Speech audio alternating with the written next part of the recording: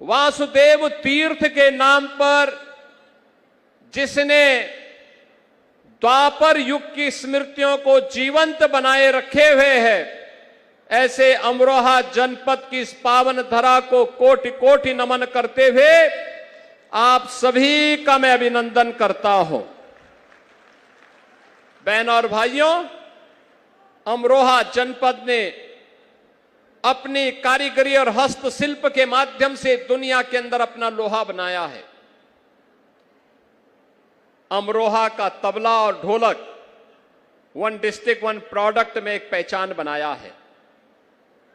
अब यहां पर आपने देखा होगा कि यहां का अन्नदाता किसान अपनी आम की उपज को वैश्विक बाजार में पहुंचाने का काम कर रहा है। मध्य गंगा नहर परियोजना वह भी पूरी हो रही है और साथ साथ गंगा एक्सप्रेसवे ने तो अब आपकी राह को और आसान कर दिया है। याद करिए ना, आज से 10 वर्ष पहले कोई सोचता था कि अमरोहा से दिल्ली की दूरी इतनी कम हो पाएगी? कोई कल्पना कर सकता था कि अमरोहा से लखनऊ और प्रयागराज की दूरी इतनी आसान हो पाएगी? लेकिन यह भी हुआ है और अभी तो हम लोग हरिद्वार की दूरी को और आसान बनाने जा रहे हैं। हमने प्रशासन को बोल दिया है, किसानों को अच्छा दाम मिलना चाहिए जमीन का। और बहनों और भाइयों, अमरोहा जनपद अब ऐसा जनपद हो गया है, कोई अब उसको पिछड़ा जनपद नहीं कहेगा। जैसे यहां की तबले की थाप कहीं भी बसती है लेकिन नाम अमरोहा का आता है, ऐसे ही विकास के पैमाने पर एक नए प्रतिमान की ओर स्थापित हो रहा अमरोहा अब अपनी पहचान बनाएगा। यहां का औद्योगिक विकास के लिए बन रहा पार्क, हसनपुर में बन रहा पार्क, औद्योगिक विकास को एक नई ऊंचाई देगा। कल्पना करिए, क्या ये विकास, क्या ये औद्योगिक निवेश, क्या ये 17 के पहले संभव था? यहां के गन्ना किसानों को गन्ना मूल्य का भुगतान हो, क्या ये 2017 के पहले संभव था? नहीं। 2007 से 17 के बीच में पिछली सरकारों ने, याद करिए, प्रदेश की 29 चीनी मिलों को बंद किया था। 21 चीनी मिलों को औने पौने दाम में बंद बेचने का काम किया था। और अगर वही सरकारें होती बहनों और भाइयों, अब तक उत्तर प्रदेश का पूरा चीनी उद्योग बंद हो चुका होता। आज डबल इंजन की भारतीय जनता पार्टी एनडीए की सरकार 122 चीनी मिलों का संचालन कर रही है। गन्ना मूल्य का हम लोगों ने अब तक 3,23,000 करोड़ रुपए का गन्ना मूल्य का भुगतान किया है। और जो गन्ना मूल्य पहले 300 रुपए प्रति क्विंटल मिलता था, अब उसका दाम 400 रुपए करके आज यूपी को सर्वाधिक गन्ना पैदा करने वाला, सर्वाधिक चीनी का उत्पादन करने वाला, सबसे अधिक इथेनॉल उत्पादन करने वाले राज्य के रूप में स्थापित भी किया है। बहनों और भाइयों, यह वर्ल्ड क्लास इंफ्रास्ट्रक्चर आने वाले 50 और 100 वर्ष की योजना को लेकर के तैयार किया गया है। हमारा नौजवान बेरोजगार नहीं होगा, हमारा नौजवान अब पलायन नहीं करेगा, हमारा अन्नदाता किसान अब हताश और निराश नहीं होगा। इस संकल्प के साथ प्रधानमंत्री मोदी जी के मार्गदर्शन में जो यात्रा हम लोगों ने 2017 में प्रारंभ की, आज मैं कह सकता हूं कि हमारे अमरोहा में, हमारे प्रदेश में अब सुरक्षा भी है, सुशासन का मॉडल भी है और समृद्धि भी आज बरसती हुई दिखाई देती है।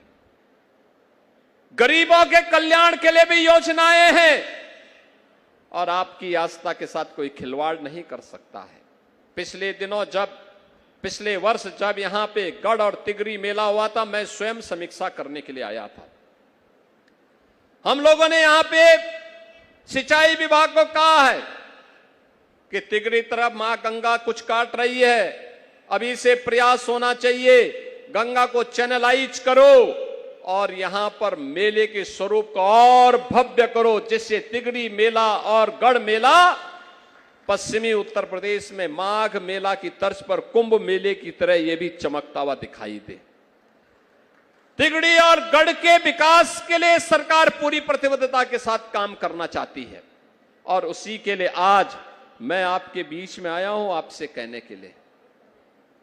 याद करिए, सत्र के पहले आस्था पर प्रहार होता था, कावड़ यात्रा रोक दी जाती थी, श्री कृष्ण जन्माष्टमी पे प्रतिबंध लगा दिया जाता था, इन लोगों के द्वारा जय श्री राम बोलने पर लाठी डंडे चलते थे,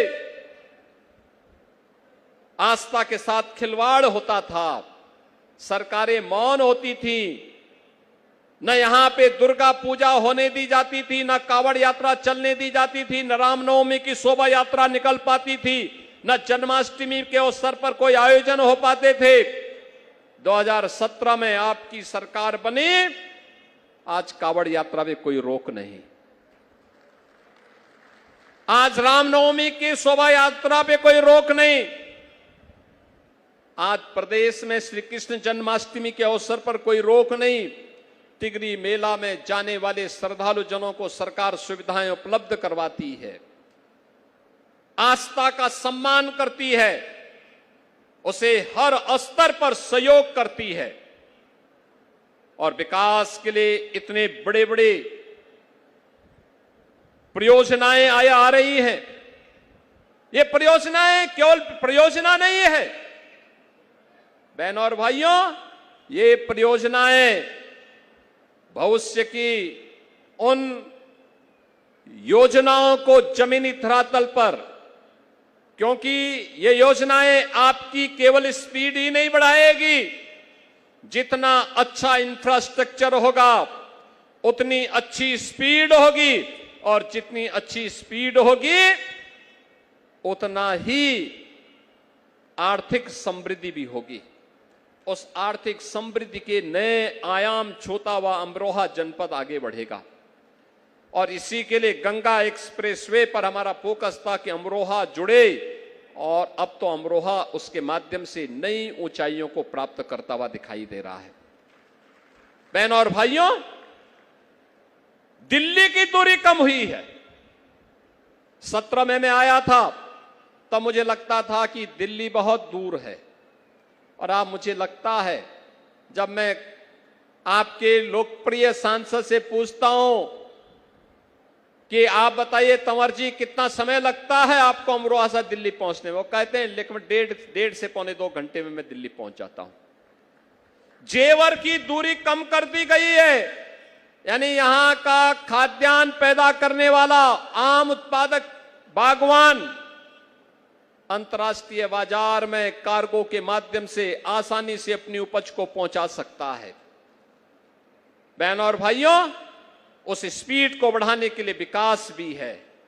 जो प्रस्ताव हमारे सामने हमारे जनप्रतिनिधि देते हैं, श्री राजीव तरारा ने, श्री महेंद्र खड़गवंशी ने, श्री तंवर जी ने जो भी प्रस्ताव हमारे सामने दिए हैं, उन सभी प्रस्तावों को हम लोग जमीनी धरातल पर उतार रहे हैं, पैसा अवमुक्त कर रहे हैं। पैसे की कमी विकास कार्यों के लिए नहीं, लेकिन इसके लिए समय चाहिए, इसके लिए संवेदना चाहिए, इसके लिए सोच चाहिए, इसके लिए नीति चाहिए और उसके लिए विशुद्ध उस प्रकार की नियत भी चाहिए। जब नियति न हो और नीति ही न हो, कुछ भी नहीं हो सकता। और यही तो पिछली सरकारों में था। होता कैसे? हर जिले में दंगे होते थे, 17 के पहले हर जिले में दंगे, कोई सुरक्षित नहीं था, न बेटी सुरक्षित न व्यापारी सुरक्षित। पहली बार हुआ है, हम लोगों ने कहा था कि बेटी और व्यापारी की सुरक्षा में सेंध लगाने वाले के लिए केवल 2 जगह है, या तो जेल होगी या जहन्नुम होगा, इसके अलावा कोई तीसरी जगह उसके लिए नहीं होगी। हम लोगों ने कहा माफिया को मिट्टी में मिलाएंगे, माफिया मिट्टी में मिल गए। बहनों और भाइयों, आज सुरक्षा का मॉडल यूपी दे रहा है। हर बेटी को सुरक्षा है, हर व्यापारी को सुरक्षा है, और जब सुरक्षा आती है तो सुशासन लेके आती है।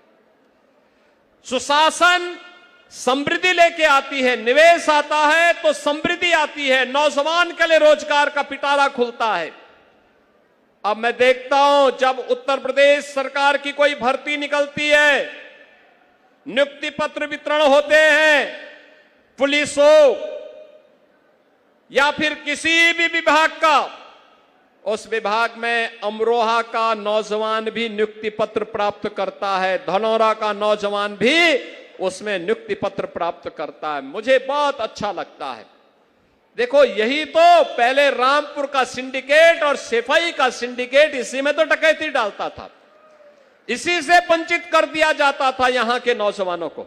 लेकिन अब कोई आपके हक पर डकैती नहीं डाल सकता है, क्योंकि आपकी अपनी सरकार है, आपकी अपनी सरकार है। बहनों और भाइयों, मैं 17 में जब आया था श्री महेंद्र खड़गवंशी के प्रचार में, कितना भय था। लोग कहते थे साहब फलाना मंत्री है, उसका आतंक था। हमने कहा घबराओ मत, ये सभी दुम दबा करके, जैसे ही बीजेपी की डबल इंजन सरकार आएगी, सबके दुम दब करके लोग अपने किसी बिल में घुस करके अपने को वहां पर अपने को किसी प्रकार से सुरक्षित कर पाएंगे।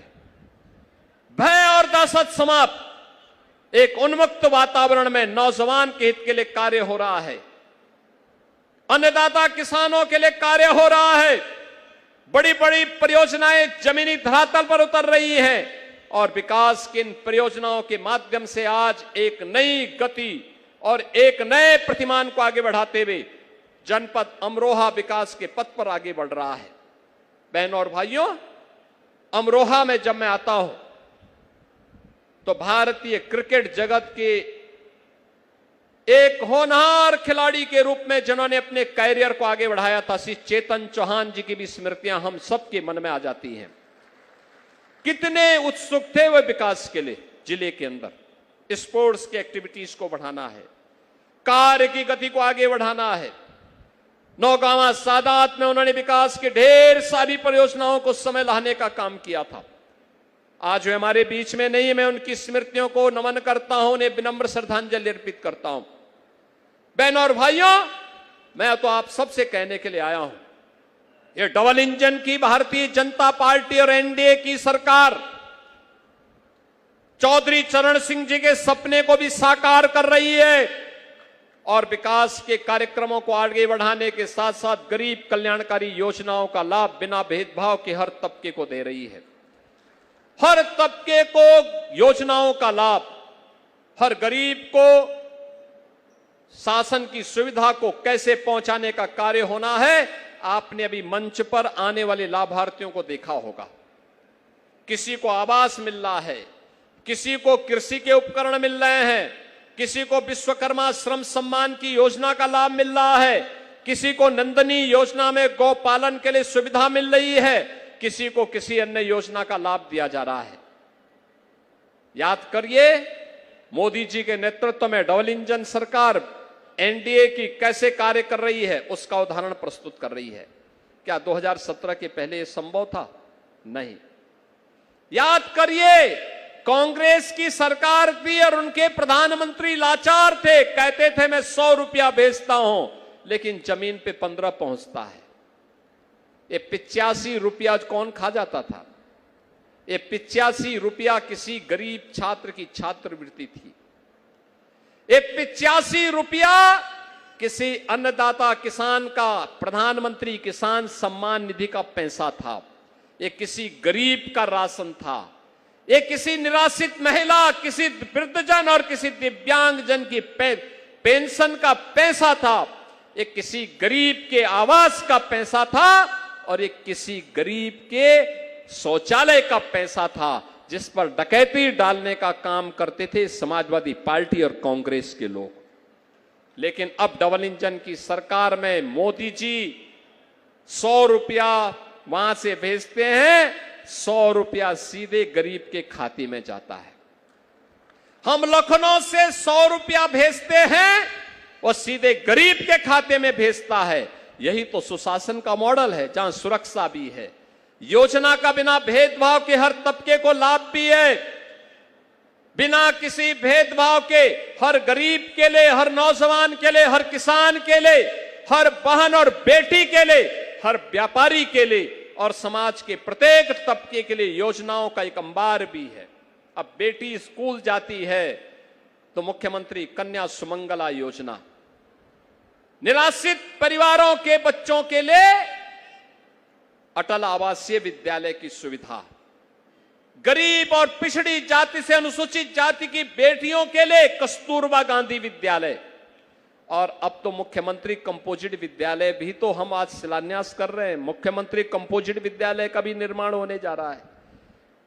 अच्छी गुणवत्ता युक्त शिक्षा कैसे होनी चाहिए, उसका आधार ये शिक्षा व्यवस्था आगे बढ़ानी जा रही है। और शिक्षा अच्छी हो, इसी के लिए तो अभी हाल ही में हम लोगों ने कुछ घोषणाएं की हैं। शिक्षकों को 5 लाख रुपए की कैशलेस सुविधा हर वर्ष हमने उपलब्ध करवाई है।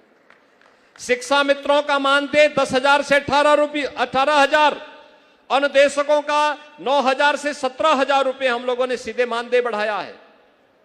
और हर शिक्षा मित्र, हर अनुदेशक, हर शिक्षक के लिए हम लोगों ने एक सुरक्षा बीमा की, सामाजिक सुरक्षा बीमा की भी एक स्कीम घोषित की है। दुर्भाग्य से कोई आपदा की चपेट में कोई शिक्षक आता है तो उसके परिवार को 80 लाख से लेकर 1.5 करोड़ रुपए की सहायता बैंक के माध्यम से उसे सीधे उपलब्ध हो जाएगी। किसी शिक्षा मित्र या अनुदेशक के साथ कोई घटना दुर्घटना होती है, 30 लाख से लेकर 80 लाख रुपए उस परिवार को मिल जाएगी। किसी रसोईया के साथ कोई घटना दुर्घटना होती है, 2 लाख रुपए की सामाजिक सुरक्षा की बीमा कवर आज सरकार उसको उपलब्ध करवा रही है। अच्छी सरकार आती है। अन्नदाता किसान किसी आपदा की चपेट में आता है तो मुख्यमंत्री कृषक दुर्घटना बीमा योजना में 5 लाख रुपए की सहायता 24 घंटे के अंदर उस परिवार को उपलब्ध करवाया जाता है। ये तभी होता है जब किसानों के हित में कार्य करने वाली, नौजवानों के हित में कार्य करने वाली सरकारें आती हैं।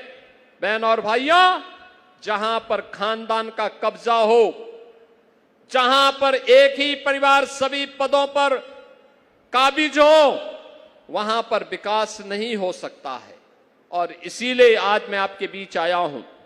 आपने अच्छे विधायक चुने, आपने धनोरा से राजीव तरारा को चुना, आपने हसनपुर में महेंद्र खड़गवंशी को चुना, और आपने सांसद के रूप में कंवर सिंह तंवर जी को चुना।